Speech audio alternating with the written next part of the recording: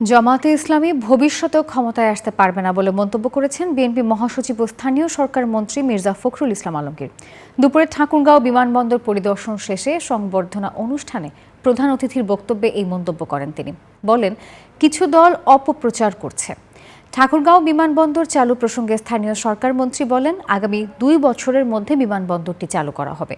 তরুণ নেতা প্রধানমন্ত্রী নির্বাচনের 3 মাসের মধ্যে বাংলাদেশে আমূল পরিবর্তনের কাজ শুরু করেছে দিয়ে পদ্মা সেতু, মেট্রো রেল এবং এলিভেটেড এক্সপ্রেসওয়ে নির্মাণের গর্বিত অংশীদার বসুন্ধরা সিমেন্ট দিয়েছে বলেও মন্তব্য করেন তিনি।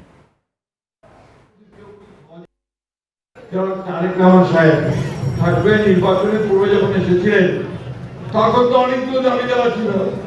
তখন ছিল আপনার পাবলিক ইউনিভার্সিটি, মেডিকেল কলেজ, রাস্তাঘাট, উপজেলা।